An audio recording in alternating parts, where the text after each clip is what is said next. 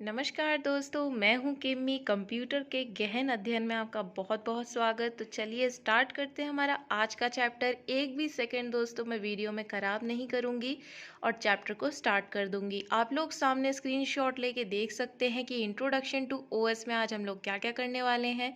In short में मैं आप लोगों को बता देती हूँ types of operating system processing methods, कितनी तरह के ऑपरेटिंग सिस्टम होते हैं, फंक्शनिंग क्या होती है ऑपरेटिंग सिस्टम की, डेफिनेशन क्या होती है और उसके प्रोसेसिंग मेथड्स क्या होते हैं। ये सब आज के वीडियो में हम लोग कवर अप करेंगे। सबसे पहले दोस्तों शुरुआत करते हैं डेफिनेशन से। तो ऑपरेटिंग सिस्टम एक तरह से समझिए दोस्तों हमारे कंप्यूटर की आत्मा। हर इंसान के अंदर एक आत्मा है, सोल है। वैसे ही दोस्तों आप कंप्यूटर की आत्मा ऑपरेटिंग सिस्टम को कह सकते हैं। ऑपरेटिंग सिस्टम एक ऐसी चीज़ है जो कि आपके कंप्यूटर में एक तरह से सीपीयू तो हमारा ब्रेन का काम करता है, लेकिन ब्रेन को चलाने वाली भी तो कोई आत्मा होनी चाहिए ना दोस्तों, जो ब्रेन को कुछ ऑर्डर दे। सो दोस्तों वही आत्मा होती है हमारी ऑपरेटिंग सिस्टम। एक नॉर्मल लैंग्वेज में अगर हम लोग कहें, an operating system is a program that makes the computer power available to user by controlling the hardware. तो सारे हार्डवेयर जितने भी आपके सीपीयू, माउस और जितने भी हार्डवेयर्स होते हैं, कीबोर्ड्स, मॉनिटर, तो इन सबको कंट्रोल करने वाला होता है हमारा ऑपरेटिंग सिस्टम। ऑपरेटिंग सिस्टम दो चीज़ों में दोस्तों डिवाइडेड है, कर्नल और ऑपरेटिंग सिस्टम। तो कर्नल का भी एक तरह से एक एटॉमिक स्ट्रक्चर है। जैसे आप लोगों ने साइंस में एक एटॉमिक स्ट्रक्चर पढ़ा है, न्यूक्लियस का एटॉमिक स्ट्रक्चर आप लोगों ने देखा होगा दोस्तों। तो न्यूक्लियस के एटॉमिक स्ट्रक्चर की तरह आज हम लोग कंप्यूटर का एक एटॉमिक स्ट्रक्चर पढ़ते हैं। तो ऑपरेटिंग सिस्टम में दोस्तों क्या होता है, आप लोग ये डायग्राम सामने बना हुआ देख रहे हैं, मैं आपको साफ बुक में दिखा रही हूँ। तो आप लोग देख सकते हैं कंप्यूटर हार्डवेयर, ऑपरेटिंग सिस्टम, फिर उसके बाद दोस्तों other system, software, application, programs, और फिर बाहर के शेल में आता है हमारा यूज़र। तो सबसे इम्पॉर्टेंट चीज़ जो हमारे कंप्यूटर में कोर बताई गई है वो है कंप्यूटर का हार्डवेयर। कंप्यूटर का हार्डवेयर सबसे कोर चीज़ है, उसको हैंडल करता है ऑपरेटिंग सिस्टम। ऑपरेटिंग सिस्टम के अंदर को जो मतलब हैंडल करते हैं, या फिर आप लोग कह सकते हैं ऑपरेटिंग सिस्टम के अंदर जो चीज़ें हम लोग दोस्तों ऑपरेट करते हैं वो होती है हमारी other system, software, application, programs. Operating system में दोस्तों आप यही तो करते हैं, आप लोग फ़ोन यूज़ करते हैं, आप लोग उसमें अभी यूट्यूब यूज़ कर रहे हैं। तो ये आपका कहीं ना कहीं ऑपरेटिंग सिस्टम का एक ऐसा सॉफ्टवेयर है जिसे कि आप यूज़ कर रहे हैं। ऑपरेटिंग सिस्टम आपको अलाउ कर रहा है कि आप इसे खोलें, मेरा वीडियो खोलें और उसको देखना शुरू कर दें। वैसे ही आप लोगों का ऑपरेटिंग सिस्टम हर तरह के सॉफ्टवेयर को कंप्यूटर में भी ऑपरेट करने देता है। जैसे आप लोगों के आइकॉन्स होते हैं, माई कंप्यूटर हो गया, आपका रिसाइकिल बिन हो गया, कैलकुलेटर हो गया, या कोई भी एप्लीकेशन जो भी आप लोगों की इंस्टॉल्ड है, सॉफ्टवेयर इंस्टॉल्ड है आपके कंप्यूटर में, वो दोस्तों अलाउ करता है। और यूज़र सबसे बाहर की चीज़ होती है, यूज़र सबसे बाहर के आउटर में बना हुआ है दोस्तों। दैट मीन्स यूज़र जो आपका है, यूज़र ये इन सब चीज़ों को करने का ऑर्डर देता है। यूज़र कुछ ऑर्डर दे रहा है, किसी एप्लीकेशन को खोलने का ऑर्डर दे रहा है, ऑपरेटिंग सिस्टम उस चीज़ को कर रहा है, और ऑपरेटिंग सिस्टम हार्डवेयर को भी चला रहा है, जो आप लोगों का हार्डवेयर आप लोग यूज़ कर रहे हैं। अब पढ़ लेते हैं फंक्शंस ऑफ ऑपरेटिंग सिस्टम। तो दोस्तों फंक्शंस हमारे ऑपरेटिंग सिस्टम के होते हैं इनपुट आउटपुट मैनेजमेंट। यूज़र कुछ इनपुट दे रहा है, यानी अगर हम लोग अपने ऑपरेटिंग सिस्टम को कह रहे हैं कि भाई कैलकुलेटर खोलो, तो आपका जो ऑपरेटिंग सिस्टम है आपको बैक स्क्रीन पे खोल के देगा कैलकुलेटर। वो होता है आपका आउटपुट। तो आप इनपुट देते हैं एंड देन आपको आउटपुट मिलता है बदले में। फिर आता है मेमोरी मैनेजमेंट। मेमोरी मैनेजमेंट आपका होता है दोस्तों, अगर आप कोई चीज़ मेमोराइज कर रहे हैं, कोई फ़ोटो सेव कर रहे हैं, तो वो मेमोरी सिस्टम है, वो भी ऑपरेटिंग सिस्टम मैनेज करता है। प्रोसेस मैनेजमेंट, किसी भी चीज़ की प्रोसेसिंग अगर उसमें हो रही है तो वो भी आपका ऑपरेटिंग सिस्टम मैनेज करता है। प्रोसेसिंग, चाहे आप डाउनलोडिंग करें चाहे आप अपलोडिंग करें, वो सब प्रोसेसिंग है। File and directory management. File and directory management होता है कि अगर आपको कोई फ़ाइल आप लोगों ने सेव की है तो वो फाइल आपकी सेव रहे, वो दोस्तों ऑपरेटिंग सिस्टम करता है। सिक्योरिटी मैनेजमेंट, आपके कंप्यूटर को कोई भी हैकर टच ना कर सके, वो भी आप लोगों का ऑपरेटिंग सिस्टम ध्यान रखता है। कमांड कमांड जो आपकी है, कमांड आप कोई भी ऑपरेटिंग सिस्टम को देंगे वो भी आपका ऑपरेटिंग सिस्टम लेगा और उस कमांड पे काम करेगा। चलिए थोड़ा सा कंप्यूटराइज्ड फॉर्म में पढ़ लेते हैं, डेफिनेशन फॉर्म में। तो इनपुट आउटपुट जो हमारा होता है, the input output management module of the operating system coordinate and assigns different input and output devices. तो दोस्तों इनपुट एंड आउटपुट में कई लोग कंफ्यूज होते हैं कि इनपुट एंड आउटपुट का मतलब क्या है। तो दोस्तों यूज़र कुछ भी आउटपुट दे रहा है, कुछ भी इनपुट दे रहा है तो आपको आउटपुट मिलेगा ही मिलेगा। मतलब अगर आप कुछ अपने कंप्यूटर को कह रहे हैं कि ये करो तो आपका कंप्यूटर आपको करके देगा। यही होता है इनपुट देना और आउटपुट निकल आना। और इनपुट एंड आउटपुट डिवाइस क्या होता है? इनपुट एंड आउटपुट डिवाइस होता है, आपका इनपुट डिवाइस है आपका कीबोर्ड। अगर आप कुछ लिख के दे रहे हैं अपने कंप्यूटर को कि इसका आउटपुट चाहिए आपको, तो ये आपका इनपुट डिवाइस है कीबोर्ड, क्योंकि आप अपने कंप्यूटर को इनपुट सिर्फ और सिर्फ कीबोर्ड के ज़रिए दे सकते हैं, या आप लोग दोस्तों माउस के ज़रिए दे सकते हैं, कुछ टैप करके कमांड दे सकते हैं। तो इनपुट डिवाइसेस ये होते हैं। आउटपुट डिवाइसेस जो आपके होते हैं वो होते हैं, प्रिंटर हो गया आपका जैसे एग्जांपल। तो प्रिंटर आपको क्या करेगा, अगर आप प्रिंट का कमांड दे देंगे किसी भी फाइल को तो आपको आउटपुट मिल जाएगा, आपका कागज़ पे छप के बाहर आ जाएगा, तो वही आपका आउटपुट है। तो आउटपुट डिवाइस आपका हो गया प्रिंटर। अब आता है मेमोरी और स्टोरेज मैनेजमेंट। मेमोरी और स्टोरेज मैनेजमेंट क्या होता है?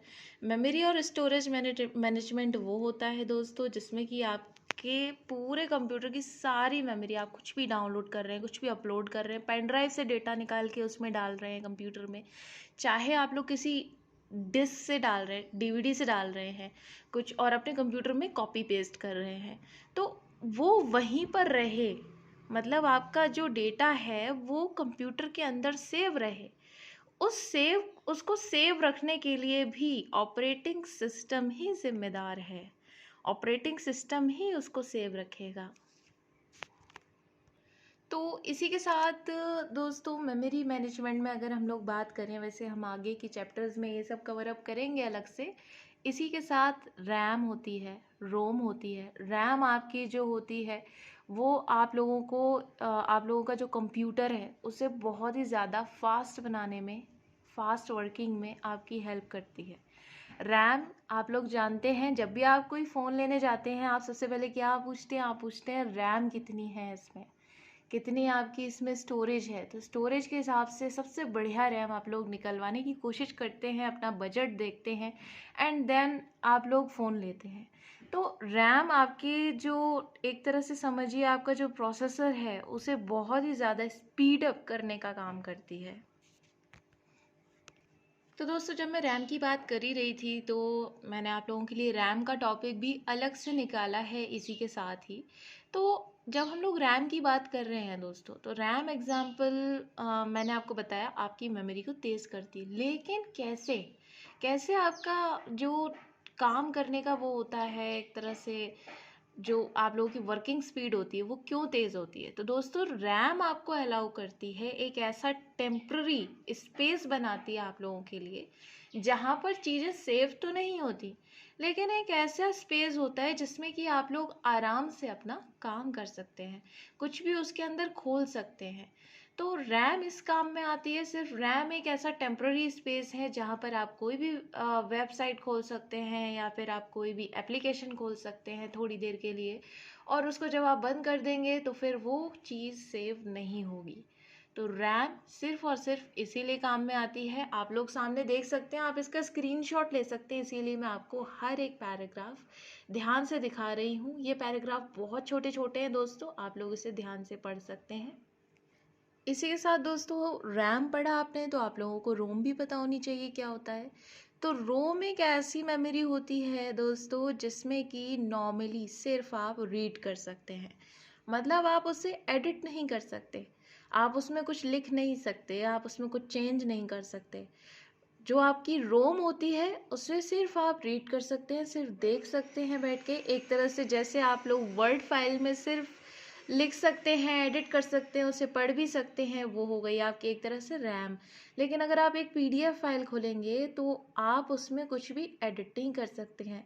तो वैसे ही आप लोगों की पीडीएफ फाइल हो गई रोम। तो जो एडिटेबल है और साथ में रीडेबल भी है, यानी कि रिटन भी, राइट भी कर सकते हैं और रीड भी कर सकते हैं, वो है आप लोगों की रैम। और जो रोम है वो सिर्फ रीड ओनली मेमोरी है। तो इसकी सिर्फ और सिर्फ आप लोग फुल फॉर्म याद कीजिए, आप लोगों को डेफिनेशन अपने आप याद हो जाएगी। रीड ओनली मेमोरी और रैम होती है random access memory. Random access memory का मतलब है रैंडमली कभी भी यूज़ कर सकते हैं आप उस मेमोरी को। कभी भी ऑपरेटिंग सिस्टम में आप लोग रैंडम एक्सेस मेमोरी को यूज़ कर सकते हैं। वर्ड्स का मतलब समझते ही डेफिनेशन अपने आप याद हो जाएगी। रीड ओनली मेमोरी, सिर्फ और सिर्फ रीड ही कर सकते हैं, सिर्फ पढ़ ही सकते हैं उसको। तो आप लोगों को अपने आप डेफिनेशन दोस्तों इनकी याद होगी। इसी के साथ दोस्तों हम कंप्यूटर मेमोरी की बात कर रहे थे, मेमोरी मैनेजमेंट की बात कर रहे थे। तो उसमें हमारे दो टाइप्स होते हैं, मेन मेमोरी और सेकंड मेमोरी, सेकेंडरी मेमोरी। तो मेन मेमोरी जो हमारी होती है वो हम लोग मेगाबाइट्स में मेज़र कर सकते हैं और वो होती है हमारी रैम। रैम हमारी मेन मेमोरी है कंप्यूटर की। Main memory means RAM, random access memory.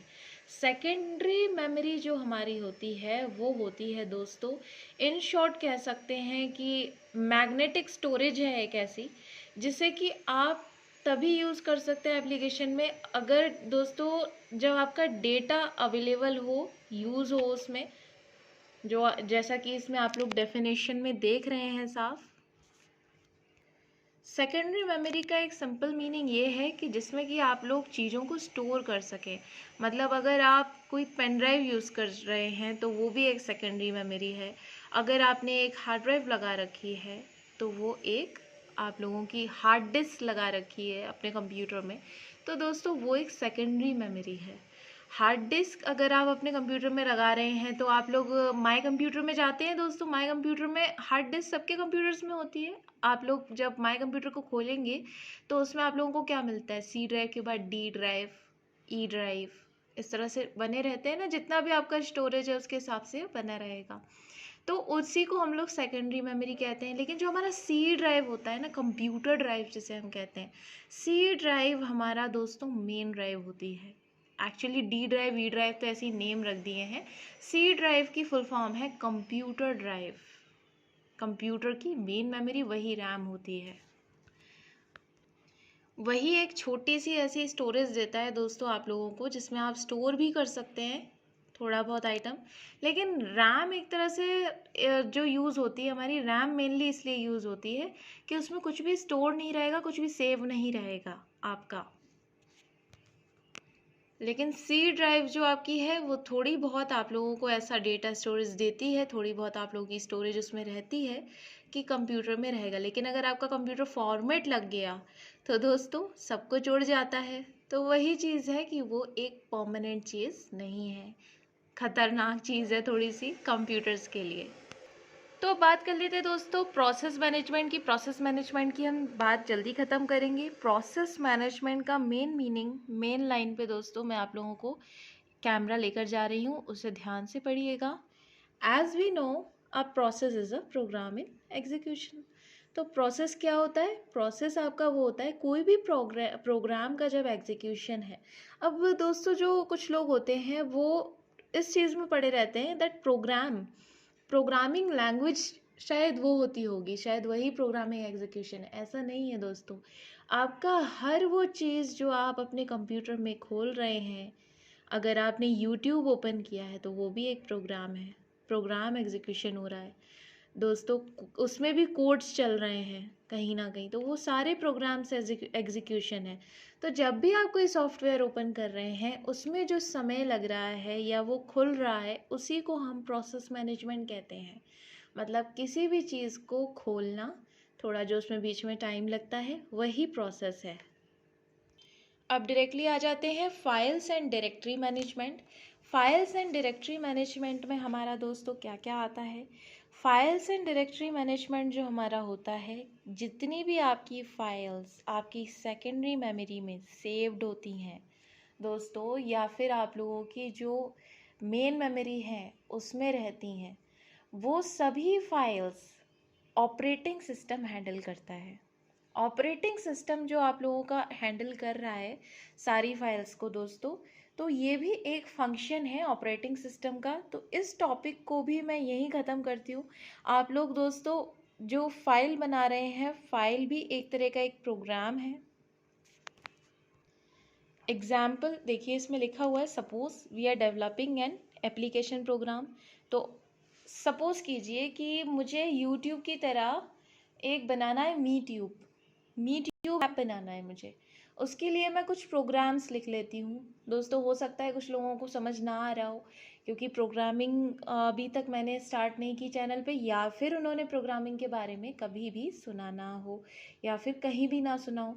तो एग्ज़ाम्पल, आपने एक एप्लीकेशन प्रोग्राम किया और उसके बाद वो जो फाइल है वो प्रिपेयर हो गई। तो बाद में वो कंपाइल कर देते हैं हम लोग, जो कोड होते हैं वो एग्जीक्यूट हो जाते हैं, ठीक है। तो इसमें यही लिखा हुआ है, in other words output from a compiler में may be an object code file of an executable file. तो जो प्रोग्राम एग्जीक्यूट हो रहा है वो एक तरह की फ़ाइल है। इसका बताने का सिंपल सा ये मतलब है कि इन्होंने तो प्रोग्राम बताया दोस्तों, मैं आप लोगों को एक अलग वर्ड्स में बताती हूँ। मैं आप लोगों को सिंपल लैंग्वेज में बताती हूँ जो सभी ने यूज़ किया है।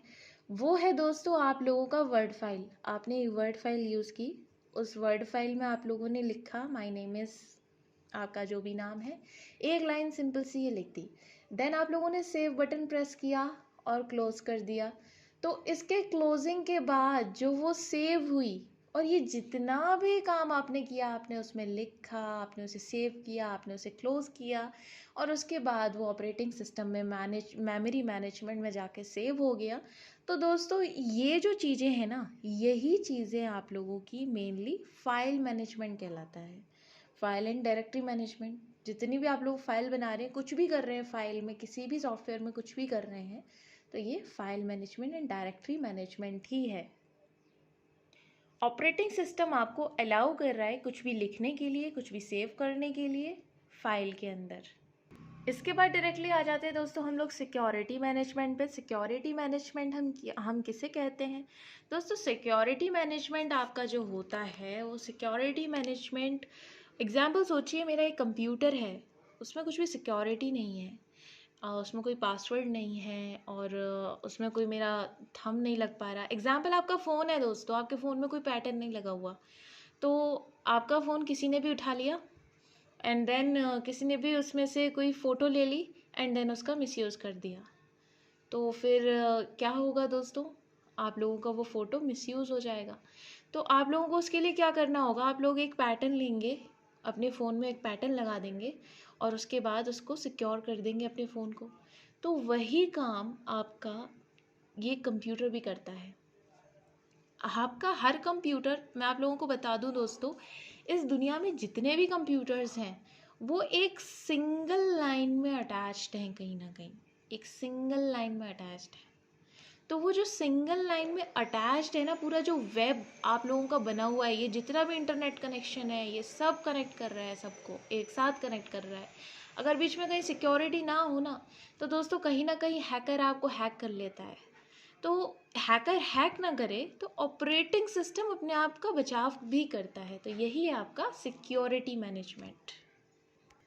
अब आ जाते हैं दोस्तों types of operating system. System के टाइप्स भी बहुत होते हैं। Single user operating system, multi user operating system, single tasking, multitasking, multi programming, real time, network, फिर आता है आपका डिस्ट्रीब्यूटेड, और फिर आता है एम्बेडेड। तो ये 9 तरह के ऑपरेटिंग सिस्टम्स दोस्तों पाए जाते हैं आज तक धरती पे। ओके, तो दुनिया में ये 9 तरह के पाए जाते हैं फ़िलहाल। और आपका जो सिंगल यूज़र ऑपरेटिंग सिस्टम है, चलिए इसके बारे में सबसे पहले हम लोग पढ़ेंगे। A single user operating system as oppose to multi user operating system are usually usable by a single user at a time. तो जो सिंगल यूज़र ऑपरेटिंग सिस्टम होता है वो सिर्फ और सिर्फ सिंगल यूज़र ही ऑपरेट करता है, सिंगल यूज़र ही चलाता है। अगर मैं कंप्यूटर पे बैठी हूँ तो उस ऑपरेटिंग सिस्टम को सिर्फ मैं ही चलाऊँगी, मेरे अलावा उसे कोई भी नहीं चला सकता। वहीं हम लोग अगर बात कर लेते हैं मल्टी यूज़र ऑपरेटिंग सिस्टम की, तो मल्टी यूज़र ऑपरेटिंग सिस्टम को, एक ऑपरेटिंग सिस्टम को कई यूज़र्स यूज़ कर सकते हैं। आप लोगों ने दोस्तों साइबर कैफ़े देखे हैं, साइबर कैफ़े नहीं देखे होंगे दोस्तों तो फिर आप लोगों ने कहीं ना कहीं अपने स्कूल्स में, कॉलेजेस में एक ऐसा देखा होगा जहाँ पर एक सीपीयू रखा होता है, ओनली एक सीपीयू, और उस एक सीपीयू में बहुत सारे मॉनिटर्स लगे रहते हैं। तो वही होता है दोस्तों मल्टी यूज़र, मतलब एक सीपीयू कई मॉनिटर्स को चला सकता है। ये होता है आपका मल्टी यूज़र ऑपरेटिंग सिस्टम। अब होता है दोस्तों सिंगल टास्किंग ऑपरेटिंग सिस्टम।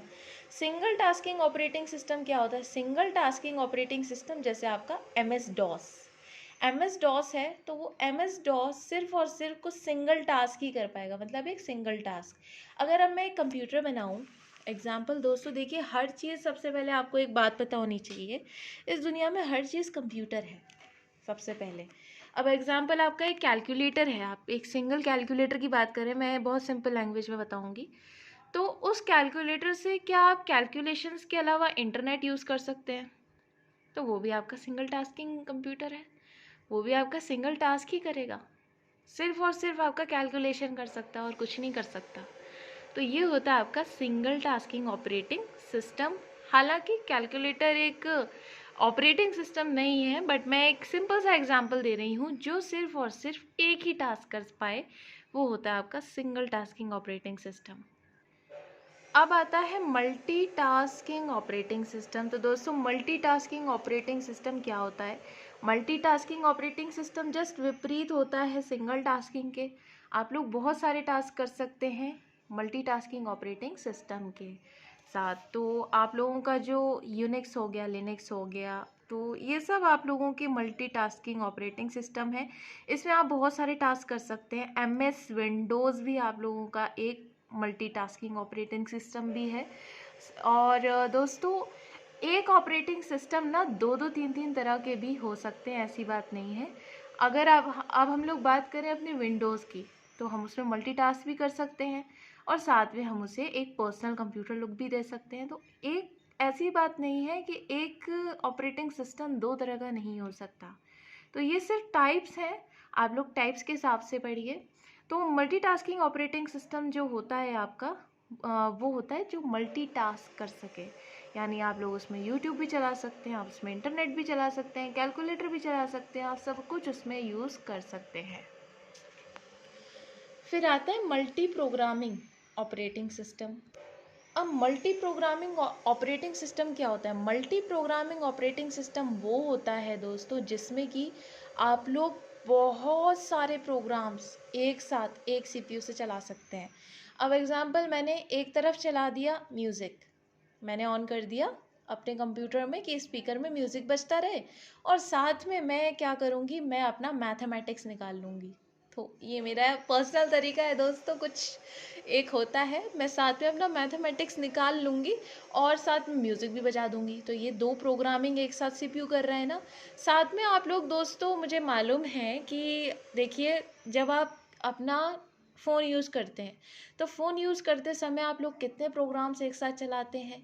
आप लोग मिनिमाइज़ स्क्रीन का यूज़ बहुत करते होंगे। मिनिमाइज़ स्क्रीन में आप लोग क्या क्या मिनिमाइज़ करते हैं? कमेंट बॉक्स में ज़रूर कमेंट कीजिएगा। तो देखिए दोस्तों, मिनिमाइज स्क्रीन में हम क्या करते हैं, एक तरफ हम व्हाट्सएप चला रहे हैं, एक तरफ हम फेसबुक चला रहे हैं, एक तरफ हमने इंस्टा ऑन कर लिया, तो एक तरफ हमने यूट्यूब ऑन कर लिया। तो जो एक सीपीयू है वो कितने सारे प्रोग्राम्स एक साथ चला रहा है? तो इसी को कहते हैं मल्टी प्रोग्रामिंग ऑपरेटिंग सिस्टम। अब आता है दोस्तों real time operating system. Real time operating system जो हमारा है वो HP-RT, VT वर्क्स, इस तरह के कंप्यूटर्स हमारे बने हुए हैं रियल टाइम में। तो ये एक तरह का ऐसा मल्टीटास्किंग ऑपरेटिंग सिस्टम है जिसमें कि आप लोगों को रियल टाइम में एप्लीकेशंस मिलती है। तो रियल टाइम क्या होता है दोस्तों? रियल टाइम हमारा होता है, एग्ज़ाम्पल, हम लोगों ने कैलकुलेशन निकालनी है दोस्तों, समथिंग कैलकुलेट करना है हमें, तो अगर हमें कैलकुलेट करने बैठेंगे किसी चीज़ को तो टाइम लगेगा, या फिर अगर हमारा कंप्यूटर स्लो होगा तो वो भी टाइम लगाएगा, थोड़ा सा उसको कैलकुलेट करने में समय लगेगा। लेकिन रियल टाइम ऑपरेटिंग सिस्टम जो आपका होता है वो हमेशा बहुत फास्टली करता है हर काम, बहुत कम शॉर्ट पीरियड ऑफ टाइम में आप लोगों का बहुत जल्दी जल्दी बहुत ढेर सारे कैलकुलेशंस कर देगा। तो इसी को रियल टाइम कहते हैं। आपने खोला और एकदम से खुल गया। ये हमारी बहुत ही ज़्यादा बेसिक प्रॉब्लम होती है दोस्तों, जब हम फ़ोन यूज़ करते हैं तो हम सोचते हैं जल्दी जल्दी हो, कुछ भी जल्दी जल्दी हो। तो ये एक रियल टाइम ऑपरेटिंग सिस्टम ही कर सकता है। अब अगर आपके फ़ोन है, आपका फ़ोन बहुत कम शॉर्ट पीरियड में दोस्तों कोई चीज़ कर देता है, आपने व्हाट्सएप खोला और झट से खुल गया, तो ये रियल टाइम ऑपरेटिंग सिस्टम का ही कमाल है। तो दोस्तों, जैसा कि मैंने आप लोगों से कहा, वैसे ये सब चीज़ें जो रियल टाइम ऑपरेटिंग सिस्टम है, ये मैं बहुत ज़्यादा वास्ट चीज़ बता रही हूँ। Real time operating system daily life में ज़्यादा यूज़ नहीं होता है। ये बहुत ही बड़े बड़े साइंटिफिक लैब्स में यूज़ होता है। मैं तो आप लोगों को थोड़ा सा बीच में समझाने के लिए फ़ोन के एग्जाम्पल और ये इस तरह के एग्जाम्पल दे देती हूँ। लेकिन जो आप लोगों का रियल टाइम ऑपरेटिंग सिस्टम है वो मेनली साइंटिफिक लैब्स में यूज़ होता है, क्योंकि वहाँ बहुत जल्दी से आंसर चाहिए होता है। या फिर आप लोगों का जो नासा हो गया, इसरो हो गया, वहाँ पर इस तरह के ऑपरेटिंग सिस्टम यूज़ होते हैं। अब हम लोग दोस्तों बात कर लेते हैं नेटवर्क और डिस्ट्रीब्यूटिव की। तो नेटवर्क और डिस्ट्रीब्यूटिव जो आपका है वो कुछ कुछ सिमिलर है, कुछ कुछ सिमिलर है, बट दोस्तों बीच में एक छोटा सा डिफरेंस भी है। तो जो आपका नेटवर्क ऑपरेटिंग सिस्टम होता है दोस्तों, वो स्पेसिफिकली इसलिए डिज़ाइन किया गया है जिससे कि एक इंटरकनेक्शन बहुत सारे कंप्यूटर्स का एक साथ बन जाए नेटवर्क के ज़रिए, और वो सारे ही कंप्यूटर एक सिंगल सपोर्ट पे मल्टी यूज़र ऑपरेटिंग सिस्टम की तरह काम करें। तो मल्टी यूज़र ऑपरेटिंग सिस्टम क्या है कि एक ऑपरेटिंग सिस्टम को बहुत सारे लोग चला सकते हैं, यही मतलब होता है दोस्तों। अभी हम पढ़ के चुके हैं। तो नेटवर्क ऑपरेटिंग सिस्टम जो हमारा होता है वो स्पेसिफिकली इसलिए यूज़ किया गया है जिससे कि एक इंटरकनेक्शन बने, मतलब अंदर ही अंदर एक कनेक्शन बने बहुत सारे कंप्यूटर में एक साथ, और वो एक ही ओएस पर चल सके। वहीं अगर हम लोग दोस्तों बात करें डिस्ट्रीब्यूटेड ऑपरेटिंग सिस्टम की, तो डिस्ट्रीब्यूटिव ऑपरेटिंग सिस्टम और नेटवर्क दोनों सिमिलर हैं। मतलब जो इनका काम है वो दोनों सिमिलर वर्क ही करते हैं। लेकिन इनमें जो एक छोटा सा डिफरेंस है कि जो आपका नेटवर्क वाला होता है उसमें एक इंटरकनेक्शन होता है, लेकिन जो डिस्ट्रीब्यूटिव होता है वो अपनी एग्जिस्टेंस को कभी शो नहीं करता। वो कभी ये नहीं दिखाता कि मैं कहीं पर कनेक्ट हूँ किसी कंप्यूटर से, लेकिन कनेक्शन होता है। तो बस यही एक छोटा सा फ़र्क है। बाकी आपका जो डिस्ट्रीब्यूटिव है वो भी नेटवर्क की तरह ही होता है, और ये भी एक सिंगल जो ओएस है वो मल्टी यूज़र यूज़ कर सकते हैं। अब बात कर लेते हैं दोस्तों एम्बेडेड ऑपरेटिंग सिस्टम की। एम्बेडेड ऑपरेटिंग सिस्टम जो आपका होता है वो होता है, एक तरह से समझिए दोस्तों, जो आप लोगों के हाथ में लग रहा है इस वक्त आपका फ़ोन, वो भी एक एम्बेडेड ऑपरेटिंग सिस्टम है। लेकिन क्योंकि इसमें एंड्रॉयड है तो हम इसे एम्बेडेड नहीं कहेंगे, क्योंकि ये एक एंड्रॉयड है। लेकिन दोस्तों फिर भी एंड्रॉयड भी अपने आप में एक ऑपरेटिंग सिस्टम है, इसीलिए इसको भी एम्बेडेड कहा जा सकता है। लेकिन दोस्तों जो आपका एम्बेडेड होता है वो PDAS है। जैसे PDAS, एक मिनट दोस्तों, ब्लर हो रहा है। तो इस तरह के जो होते हैं आप लोगों के, एक तरह से समझिए बड़े बड़े ऑपरेटिंग सिस्टम एक छोटे रूप में, एक कॉम्पैक्ट साइज में दोस्तों आप लोगों ने कर दिया। मतलब एक बहुत छोटे रूप में आप हाथ में एक स्मार्टफोन लेके घूम रहे हैं दोस्तों, दैट मीन्स आप एक छोटा सा कंप्यूटर लेके घूम रहे हैं अपने साथ। सही बात है, सिंपल सी। आप लोग इसमें क्या क्या यूज़ कर सकते हैं? आप लोग इसमें यूट्यूब यूज़ कर सकते हैं, फेसबुक यूज़ कर सकते हैं, यही सब आप लोग इस अपने कंप्यूटर में भी यूज़ कर सकते हैं। बल्कि दोस्तों मैं आप लोगों को और एक बात बताती हूँ, आप लोग अपने स्मार्टफोन्स में प्रोग्रामिंग भी कर सकते हैं। प्रोग्रामिंग तक भी आप लोग कर सकते हैं, सी की हो, चाहे आप लोग जावा करें, चाहे आप लोग पाइथन करें, वो सब आप लोग अपने फ़ोन में भी आजकल कर सकते हैं। तो एक चलते फिरते कॉम्पैक्ट साइज़, एक छोटे साइज़ के कंप्यूटर को ही एम्बेडेड ऑपरेटिंग सिस्टम कहा जाता है, जो कि एक छोटे रूप में कर दिया जाता है। अब आज का जो दोस्तों हमारा लास्ट ये टॉपिक है वो है हमारा ऑपरेटिंग सिस्टम प्रोसेसिंग। तो हमारा लास्ट टॉपिक यही रहेगा आज का। लास्ट टॉपिक में दोस्तों मैं आप लोगों को पढ़ाती हूँ serial processing method, batch processing method और मल्टी प्रोग्रामिंग मेथड। तो सीरियल प्रोसेसिंग मेथड होता है अगर आपका ऑपरेटिंग सिस्टम को आपने कुछ काम दिया है और सीरियल वाइज दिया है कि भाई पहले आपको ये कैलकुलेशन करनी है, फिर इस कैलकुलेशन को फिर दूसरी कैलकुलेशन करनी है, फिर तीसरी करनी है। या फिर दोस्तों मैं आपको थोड़ा सा एक अलग एग्जांपल देती हूँ। आप लोगों को सबसे पहले एक प्रोग्राम बनाना है। आप अपने ऑपरेटिंग सिस्टम से कहेंगे पहले ये प्रोग्राम करो, फिर ये करो, फिर ये करो, फिर ये करो, और वो ऑपरेटिंग सिस्टम सीरियल वाइज जैसे जैसे आपने बताया वैसे वैसे करता जाएगा। आपके मम्मा आपको दोस्तों काम बताते होंगे घर में और कहते होंगे भाई पहले हमें पानी दे दो, देन उसके बाद डिनर लगा देना, ठीक है, फिर उसके बाद कुछ और कर देना, ठीक है, या कुछ लंच दोपहर में लगा देना। जैसे जैसे सीरियल वाइज आपके मम्मा आपको काम बताते हैं वैसे वैसे आप लोग सीरियल वाइज उन कामों को करते जाते हैं, या आपके पापा बताते हैं वैसे ही आप जब ऑपरेटिंग सिस्टम को काम बता रहे हैं सीरियल वाइज, वो सीरियल वाइज करता जाएगा। इसी के साथ बैच प्रोसेसिंग होती है। बैच प्रोसेसिंग में होता है कि आप लोगों ने जल्दी जल्दी ऑपरेटिंग सिस्टम को बता दिया, एक ये काम है, एक ये काम है, एक ये काम है, एक ये काम है।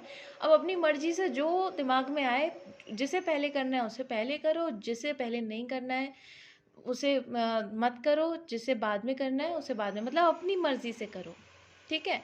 तो अब आप घर में अकेले हैं, आपके मम्मा पापा नहीं है, तो आप अपनी मर्जी चला रहे हैं एक तरह से। चलो पहले पहले खा लेते हैं, देन नहा लेंगे, फिर उसके बाद टीवी देख लेंगे, देन खा लेंगे, फिर उसके बाद पानी पी लेंगे, कभी कभी कुछ काम कर लेंगे, फिर स्टडी कर लेंगे, ठीक है। तो ये फिर उसके बाद घर की सफाई कर देंगे। तो अब ये हो गई बैच प्रोसेसिंग। अब ये सीरियल वाइज नहीं है। अगर आपके मम्मा होते तो पहले कहते कि पहले सफाई करो, देन तरीके से नहाओ, फिर उसके बाद तरीके से खाना बनाओ, फिर खाना खाओ। तो ये एक सीरियल वाइज वर्क है। लेकिन अब आप क्या कर रहे हैं जब आपके मम्मा नहीं है? तो अब आप क्या कर रहे हैं, आप पहले खा रहे हैं, देन आप नहा रहे हैं, उसके बाद आप लोग सफाई कर रहे हैं, तो सारा काम जो है वो अलट पलट शफल हो गया। तो इसी को बैच प्रोसेसिंग कहा जाता है।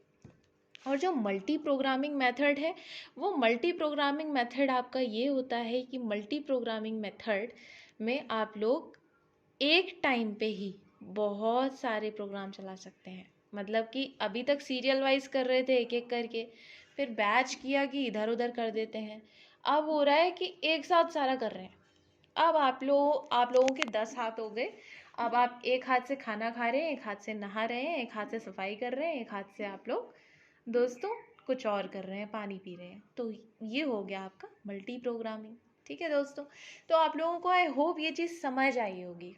मैंने इन चीज़ों को इसीलिए इस तरह से समझाया है जिससे कि आपके दिमाग में कहीं ना कहीं दोस्तों ये चीज़ें अटक जाएं, कहीं ना कहीं आप लोगों के दिमाग में ये चीज़ें रहे। क्योंकि सिंपल लैंग्वेज में नहीं बताऊंगी दोस्तों तो आप लोगों को समझ नहीं आ पाएगा। और आई होप आज का ये जो चैप्टर था ये पूरा हो चुका है। अब जो नेक्स्ट चैप्टर आपका रहेगा, आप लोग ये लेस सम अप को के स्क्रीनशॉट ले लीजिए। ये छोटी छोटी सी डेफिनेशंस हैं दोस्तों। इन छोटी छोटी डेफिनेशंस को आप लोग स्क्रीनशॉट लेके कहीं लिख सकते हैं। यही आपके नोट्स बन जाएंगे और इन्हीं नोट्स के सहारे आप लोग पढ़ सकते हैं। इसके अलावा किसी भी दोस्तों इंटरव्यू में या कहीं भी एग्ज़ाम्स में कोई भी क्वेश्चन पूछा जाएगा तो प्रोबेबली आस्क जो क्वेश्चन होते हैं वो यही रहते हैं जो आप लोग सामने देख रहे हैं। तो दोस्तों नेक्स्ट वीडियो में मिलती हूँ नए चैप्टर के साथ। आई होप आप लोगों को ये वीडियो पसंद आया होगा।